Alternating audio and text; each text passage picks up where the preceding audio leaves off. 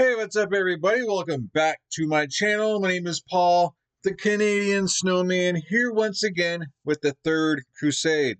Is this the last one? Like, just like says the third Crusade, and then it goes on to the fourth Crusade. So I'm guessing this is the last one. We're obviously gonna, we're obviously gonna do the next one, the fourth Crusade, because it's only one video. So this is not the end, but. Wow, very small series, but I guess that makes sense because the first Crusade was only 2 videos. So, anyways, we got the third Crusade going on. We got Richard the Lionheart against Saladin. Great leaders. Great leaders leading their own people. Saladin's got the home field advantage. He's got the bigger, larger army. And then you got Richard the Lionheart, a smaller army, but like just better, I guess, better armor, and I guess more well trained, and so that it kind of even themselves out, with numbers and then like better armor and stuff like that. And so, yes, very interesting. A couple of you guys mentioned in the comments about Richard, killing the prisoners. That was kind of because there was an agreement made with him and Saladin, and Saladin was delaying and not coming to terms on maybe an agreement or something, and that so Richard had to show him he wasn't messing around, and so I think that was kind of what you guys were saying, and that and Richard does deserve like some credit for that battle.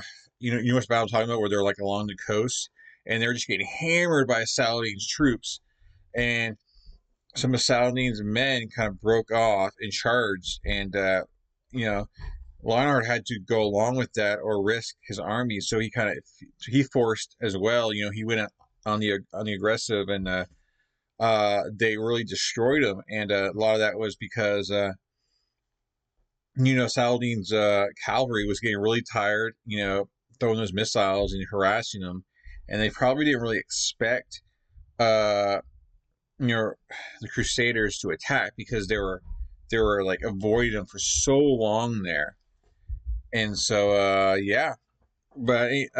so they were able to attack them from catch up to them, because Saladin's troops were very tired. But anyways, guys, Battle of Jaffa, 1192. I don't know what to expect, what kind of battle we're getting. So I guess we're not going to Jerusalem, because I'm guessing I'm assuming this is the end. Like, I don't know. I mean, you guys have surprised me with these videos before. So, I'm expecting a Saladin win here, because I think the Third Crusade would continue to go on if, if obviously there'd be another episode, right? If Lionheart won, because he'd be going to Jerusalem. I'm assuming this, that's just what I think. But I'm expecting that, because you have two great leaders here, so one side is not gonna overtake the other side, So one side is not just gonna. I mean, it can happen. One side could destroy the other side, but I'm expecting a close fight, and we'll jump into this. Before I do, please hit that like and subscribe button. If this is your first time or first series, definitely check out the other playlist. Really awesome stuff. Whew. I hope everyone's having a good day. Just got my first shot of the vaccine, the COVID vaccine, so no side effects yet, so feeling good. And yeah, yes, just jump into it. I always think I'm forgetting something.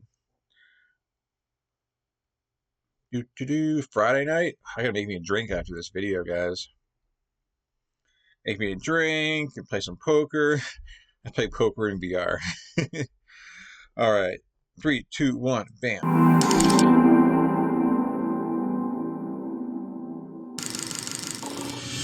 For the first time since Saladin's crushing victory over the Latins in 1187, Christendom had achieved a decisive victory in the field at Arsouf. However, While the Sultan's losses had been significant and put him on the back foot, they were by no means decisive. As the Crusaders, under their leader Richard the Lionheart, now sought to capitalize on their success, Saladin turned to new tactics which would present even more challenges. Would the Christian forces recapture their holy city of Jerusalem? Welcome to our concluding video on the Third Crusade and the Battle of... You know what's kind of cool though, interesting, because you have like, there are different cultures and everything, right? Because you got Muslims and the Christians. So each side has their own tactics and everything. So it's always cool when you have like opposites in a battle, just have, because both sides kind of has to change their tactics from what they're given from their enemy. Because I'm sure like France was going against England or whoever, like European countries. And there's probably a lot of similarities in how they fight wars. They kind of probably knew exactly what to expect, probably from their enemies, because it's probably very similar, because they fight each other probably a lot. Well, not a lot, but I guess they know of each other. So I think it's always who can, when it comes to like two different countries, who can kind of adapt. Who could adapt the best to their enemy? Kind of usually wins out. Jaffa. After the Ayyubid Sultan's second crushing defeat against the Third Crusade at Arsouf, he had to make a difficult decision. Retreating to the south, much depleted, he could not afford to defend both Ascalon and Jerusalem itself. Showing his willingness to quickly change tactics and not having much choice, he decided to utterly demolish Ascalon, southern Palestine's main port and the gateway to Egypt, so the Crusaders could not use it. Instead, he would focus on Jerusalem with his entire force. Rumors... That's gotta be rough, though, man. Like, that's your land. That's basically your property. I mean, your fort, and you're just destroying it, laying on fire so the enemy can't use it. I mean, that's gotta be just really like, really, I gotta do this, like the sacrifices of war, But, it makes sense.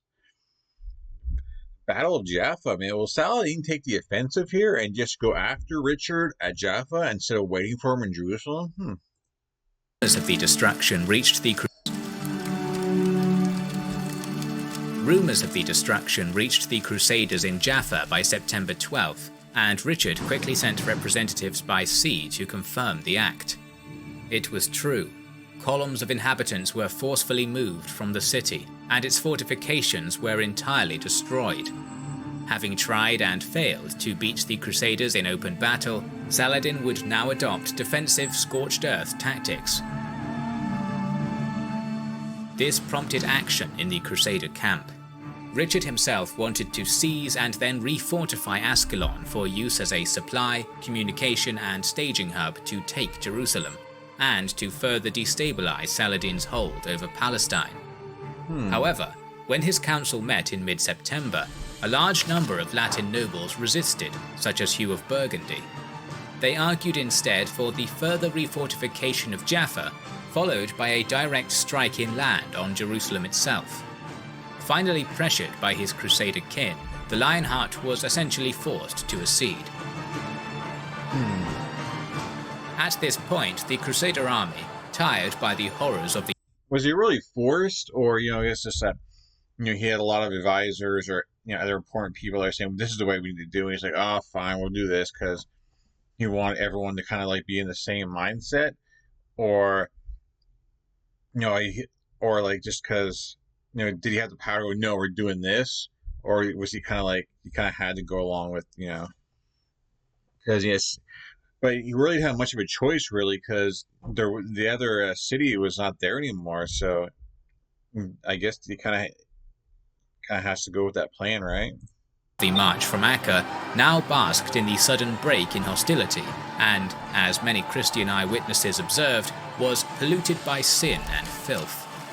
The Third Crusade therefore remained stalled in and around Jaffa for 7 weeks, giving Saladin time to demolish the key forts between that city and Jerusalem, further expanding his scorched earth strategy. Richard spent all of October 1191 reorganizing his spent army. Only in the last days of the normal fighting season did they advance inland on the Holy City, leaving the plentiful coastal supply line which had done so well keeping the army alive. That's true. The recent shift in Ayyubid's strategy left the path inland to Jerusalem from the coast utterly desolate. Every major fortified site was dismantled, and all resources of potential use by Crusader forces were burned. Nevertheless, on October 29th, Richard marched out onto the plains east of Jaffa and began the slow, steady work of rebuilding a string of sites through which to advance on Jerusalem itself. During this period, the war degenerated into a series of skirmishes, during which the Saracen light troops and cavalry would harass the Franks and their construction efforts while avoiding a full-scale confrontation.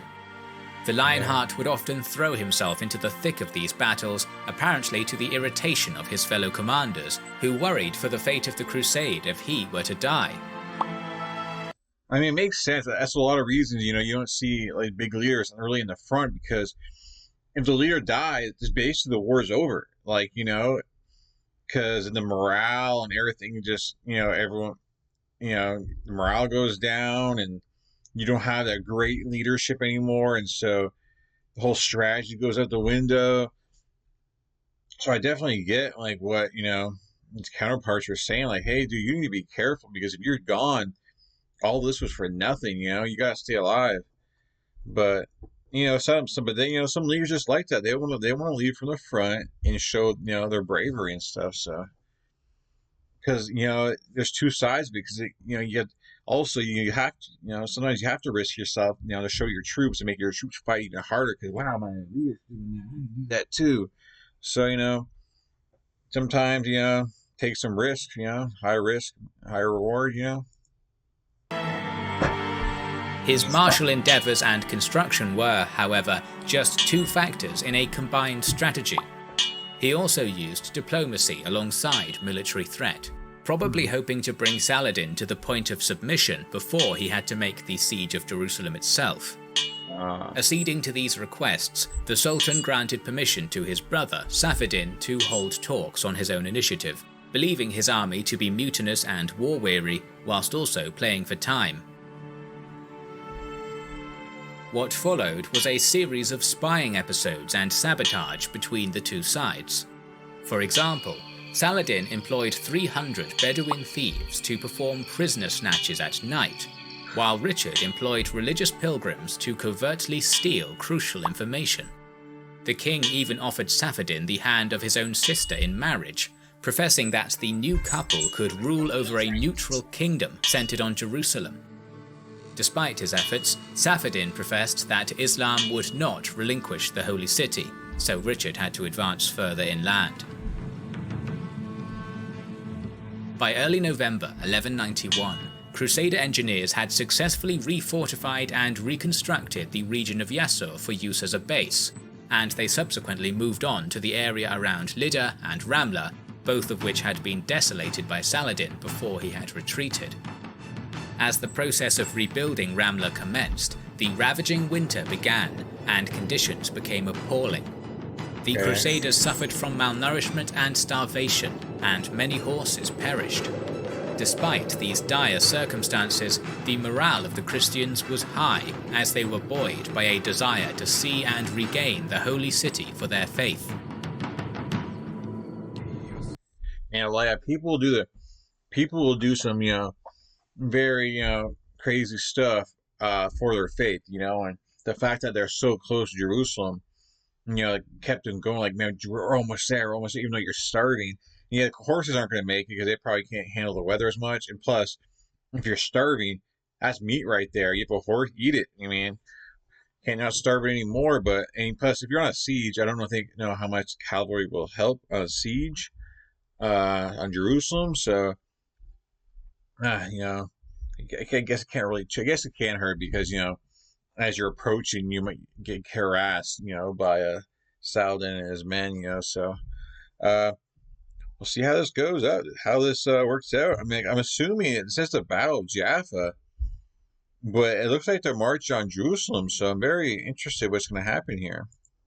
6 miserable winter weeks were spent reconstructing Ramla before the Lionheart's forces began to inch forward again, first to Latrun and then to a small destroyed fortress near Beit Nuba. At this point, the Crusaders were now just 12 miles from Jerusalem, the ultimate goal. They were so close. However, things now took an unexpected turn.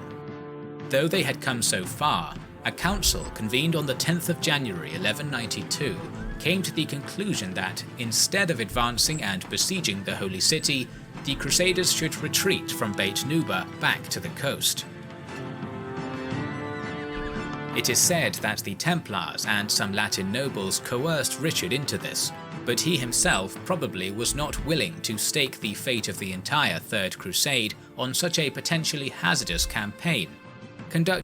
I mean, doesn't make any sense. Oh, I should let him finish his thought here, but you just like put all these forts together. You're right there at Jerusalem. Oh, let's change your mind and go back. All this time has been wasted, and horses dying. Like, if you were going to do that, you should have did before winter came, where you could at least been in Jaffa and been safe and everything.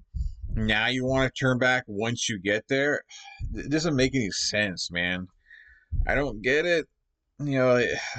Anyways. Oh, you're right there at Jerusalem. Just go for it, The entire Third Crusade on such a potentially hazardous campaign. Conducting a siege on Jerusalem with shaky supply lines while a large Saracen field army could be waiting to strike was incredibly risky. Well, yeah, obviously, but that you knew that before you left Jaffa, so you should have just stayed at Jaffa then, and gain more strength, because as soon as you leave there, you kind of commit to Jerusalem. So I don't know. Many scholars have commended this decision. However, some also believe that he missed out on a golden opportunity to take the city if he had only pressured Saladin further. We'll never know, right? While the king's cautious strategy was wise in hindsight, its effect on Christian morale and the crusade in general was a catastrophe. I agree. They had been so close, and they had fled in disgrace. Exactly. That was what keeping the men going. Like, we're so close. Let's do it. And then you back away, and they're like, "Oh man, now we're just gonna prolong it. Who knows how much longer we're gonna be here? Because at least you're at Jerusalem. Like, hey, this is it. Like, we beat them, we go home. But pull away, then the troops are like, man, how much longer? And man, I can definitely see people like saying, I'm out of here, man. Like, we were there. Why are we leaving? Wow. So they thought. Predictably, as the demoralized crusading army withdrew back to the coast, it began to fray and split. Some units returned to Jaffa, while others went to Acca's pleasure houses. Richard himself led a severely weakened contingent to the ruined city of Ascalon, arriving on January 20th. He would spend 5 months repairing the devastated coastal city. To the north, enduring divisions among the Franks would erupt in late February when the Latins openly began fighting over the recently conquered Acca. Genoese sailors under direction from Conrad of Montferrat attempted to take control of the city, but were stopped by Richard's Pisan allies. Enraged by this attempted betrayal, Richard travelled north to a place halfway between Acca and Tyre in order to meet with Conrad, but no agreement was reached. Wow. Richard subsequently formally deprived Conrad of his share of Jerusalem's revenues. However, he was now thoroughly entrenched in the Levant, with possession of an unassailable centre of power at Tyre and a growing body of support among the Outremer's remaining barons. His marriage to Isabella of Jerusalem also gave him a strong claim to the throne. It seemed that Richard would have to accept the status quo, that Conrad would have to be accommodated in any lasting settlement. Wow. Crusader politics would continue to be affected in paradigm-shifting ways, as in mid-April of 1192, envoys from Europe had sailed to Ascalon, bearing news which would overturn all of the Lionheart's plans. A developing political crisis was occurring in the Angevin realm. The king's aide and representative had been exiled by Richard's brother, the future king, John Lackland, who sought to increase his own authority. Realizing he was running out of time, Richard judged he could embark on one last fighting season before returning home. Now suddenly in the mood to compromise, the king approved a decision to offer the Kingdom of Jerusalem to Conrad of Montferrat in a stunning turnaround. The previous king, Guy of Lusignan, would be compensated with the island of Cyprus, sold to him at a bargain price by the Templar Order, which itself had purchased it from Richard. This settlement would lead to over a century of Lusignan rule on Cyprus. Ecstatic at the sudden promotion, Conrad immediately began to make military preparations to assist Richard in his future crusading endeavours, breaking off his previous negotiations with Saladin. In the evening of April 28th, the new king of Jerusalem travelled to the residence of a fellow crusader in Tyre to have supper, where the two struck up a friendship. However, while he was travelling home with two guards, a man approached Conrad with a letter and offered it to him. As he reached out to take it, the man stabbed him, and he perished soon after. Wow. His assassins were shortly revealed to have been sent by Sinan, the master of the Nizara Ismaili, otherwise known as the Order of Assassins, from Masyaf Castle. Wow. Some of the French crusaders in Tyre spread rumours that Richard the Lionheart himself. That's crazy. Like, he was about to be king of Jerusalem, and damn, some shady stuff going down. Some of the French crusaders in Tyre spread rumours that Richard the Lionheart himself had ordered the murder, while others speculated that Saladin had contracted the assassins. It is not out of the question that Sinan simply acted independently, either in response to Tyrian piracy or fearing that Conrad would destroy the crucial power balance in Palestine. Wow. His death sent the political situation amongst the Latins into disarray, and several attempts were made to seize power in Tyre. The widowed Isabella of Jerusalem fended off several of these attempts, and eventually a settlement was reached in which Count Henri of Champagne would marry Isabella and was elected the titular monarch of Frankish Palestine. To the south, the Lionheart set about bolstering his foothold in southern Palestine by completing the refortification of Ascalon and sought to expand it further by conquering the Muslim-held fortress of Darum. On May 29th, bad news was to come. Another messenger arrived from Europe, confirming his worst fears that Philippe Augustus, King of France, was plotting with the ambitious Prince John. The envoy warned Richard that if nothing was done to stop the treacherous duo, the kingdom might be lost to him. A decision now loomed over the Lionheart to remain in the Crusade or go home immediately. He chose to remain for now. Damn. On June 6th, Man, like, I'm surprised, man. That just shows like how much he believes in this.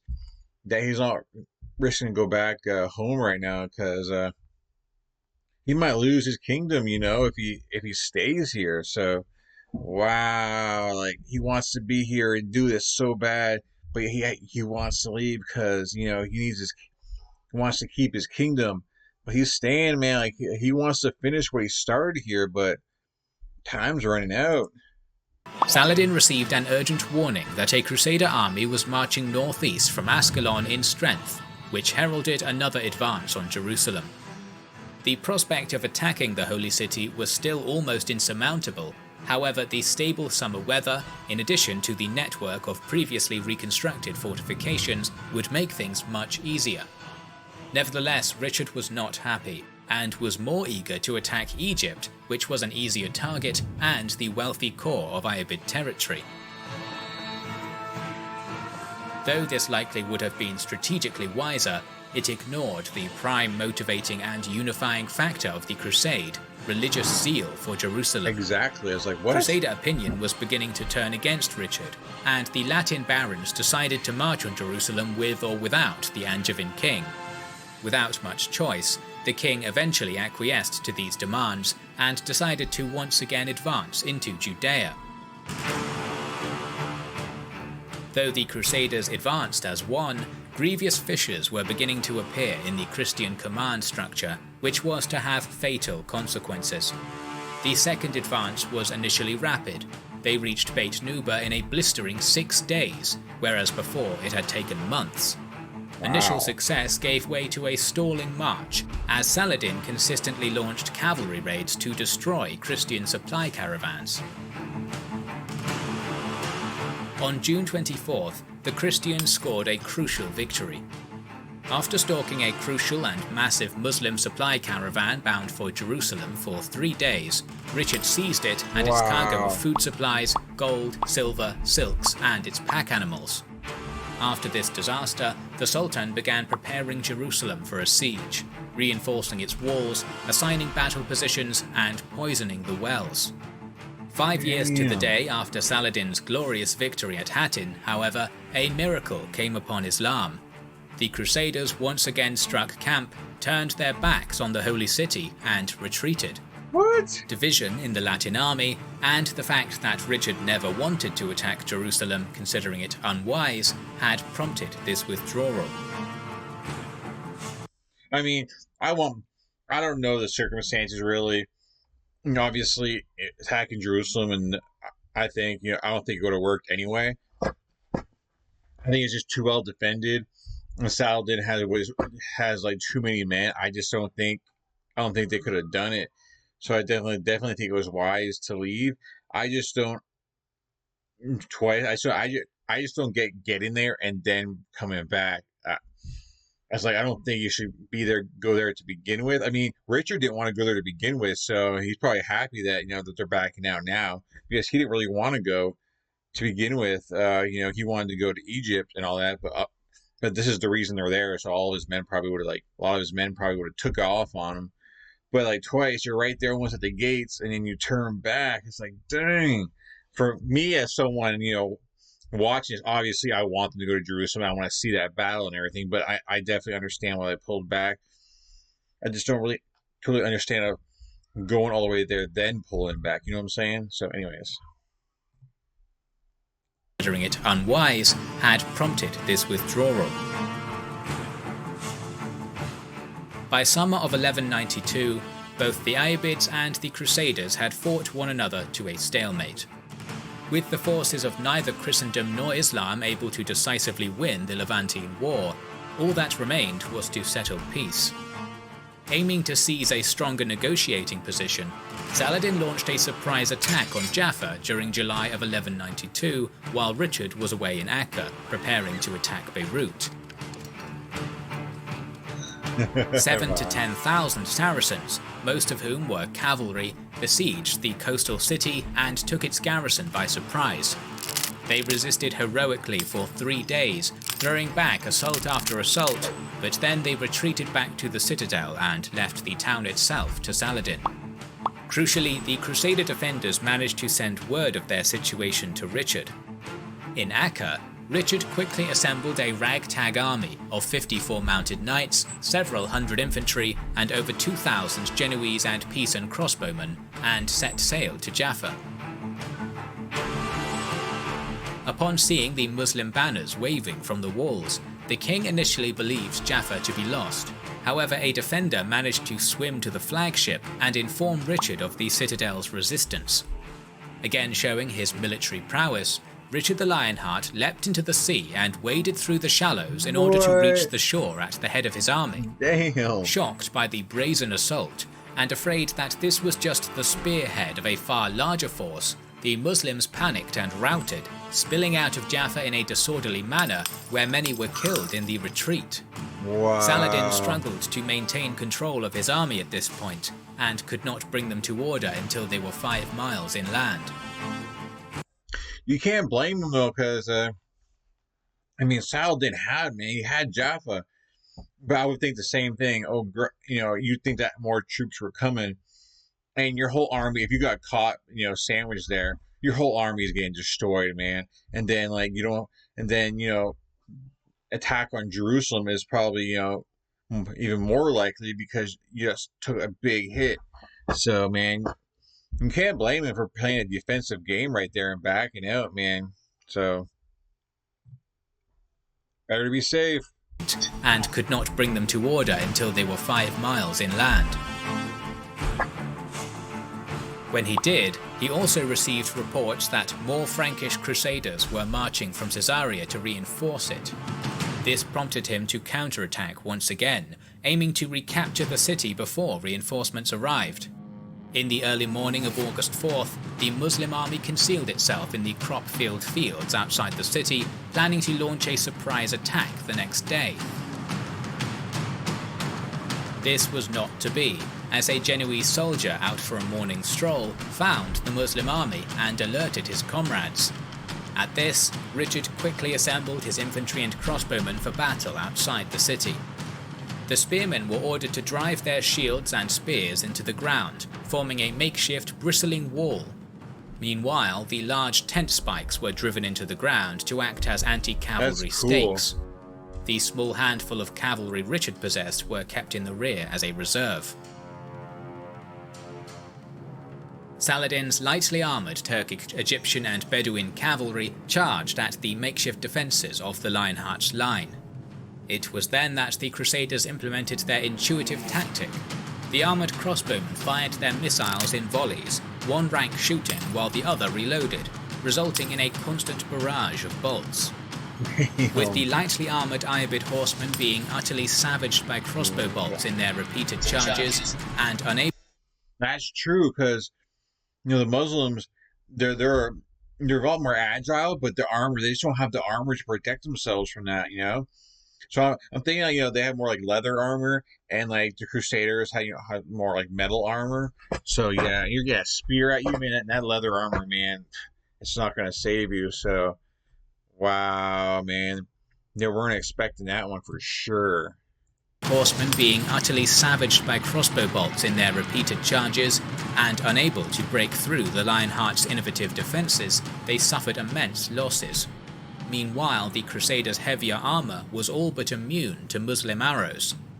After many attempted charges, the Muslim horsemen were tired and disorganised. The Lionheart used this moment to charge with his cavalry reserve, crushing the weakened Saracens, who proceeded to retreat from Jaffa. This was the last major action of the Crusade, and negotiations continued afterwards. Finally, on September 2nd, 1192, a deal was reached. 3 years of truce was agreed. Saladin retained control of Jerusalem, but agreed to allow Christian pilgrims to access the Holy Sepulchre. The Frankish Crusaders were to hold the narrow coastal strip between Jaffa and Tyre, but Ascalon's fortifications would once again be destroyed. Key crusaders such as the sickly Richard the Lionheart, Henri of Champagne, and Balian of Ibelin swore their oaths, followed by Saladin and key members of his family. With these rituals completed, peace was finally achieved. For now. In the month that followed, 3 delegations of crusaders made the journey to Jerusalem unopposed. They had achieved in peace what they could not achieve through war. After 16 months of fighting in the Holy Land, the Lionheart finally departed back to Europe on October 9th, 1192. His opponent, Saladin, ruled his empire for around another half-year before dying on March 3rd, 1193. This defender of Islam was buried in the Grand Mosque at Damascus, where he remains to this day. Wow. Thus ends our series on the history of the Third Crusade, but as always we have more stories to tell, so make sure you are subscribed to our channel and have pressed. Wow, that's the end of the Third Crusade. Dang. Damn, Saladin died like months later. I mean, I wonder how that's going to affect the Fourth Crusade, man. But yeah, Richard had to get home though, man. Like he gets a lot of drama going back there, which I'm assuming obviously he's going to take care of. You don't have a name like Richard the Lionheart and go back and lose. So I'm assuming he comes out on top, and gets things organized back there. I guess a treaty was made. Crusade failed. Again, I mean, I don't consider any of the Crusades a success unless you take Jerusalem, because that's the whole point of it, is to take Jerusalem. But at least what was it, Katrina? They were allowed to get people to come to go, I guess, go visit Jerusalem, you know. So I guess at least they didn't come out of it with nothing, you know. So that's a good thing. Definitely some cool battles, and yeah, it definitely helps, you know.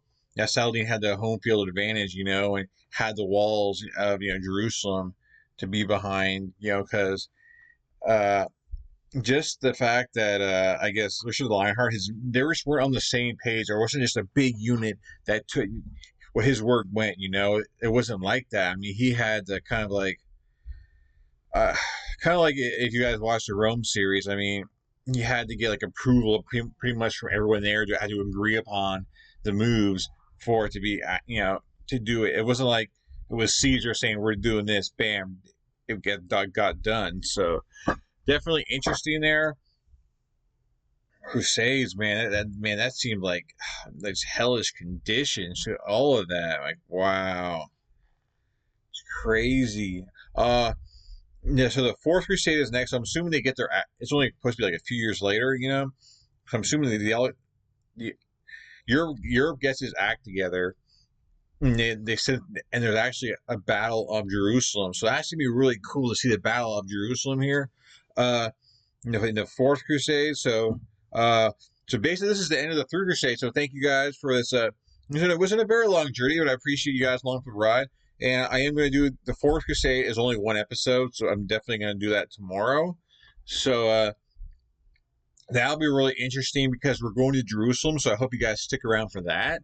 Uh, Definitely fun. Like in different time periods. You know, we spent so much time like in Rome and Hannibal, that whole era, like ancient, and then now we've kind of moved up, you know, and so different tactics, different weapons, and everything. So it's kind of cool to change time periods. Just the fact that it kind of refreshes things, you know. So that's very cool and been a lot of fun here, and just new names here that I haven't seen a video of Richard Lionheart or Saladin, so that was really cool that you can get some new names that I've heard before, but like don't really know much about. So yeah, definitely cool video. I hope you guys let me know in the comments below what you thought about this series, and I'm sure you guys will let me know what I missed out on because you guys are awesome at that, and I hope you guys continue the journey with me through some more war, some more history, because that's a lot of what we do here on this channel is we love history here. We love wars and battles and journeys and adventure. So definitely continue along with us. Please hit that like and subscribe, guys, if you haven't yet. I really appreciate it. Just one click away, but bam. And yeah, I'll catch you guys in future videos. Thank you for watching, my friends. Always a blast, and it's just always a fun time with these videos, because well, for me anyway, I don't know what's going to happen next. It's something new to learn, and it's just exciting, interesting stuff. I know you guys a lot of you guys already know this stuff, but I appreciate you guys kind of like helping me along, and I really do love reading those comments and stuff. So thank you guys, and yeah, I'll catch you guys in future videos. Guys, peace. You have a good night, good day, or whenever you're watching this. And yeah, I'm out of here. Have a good day.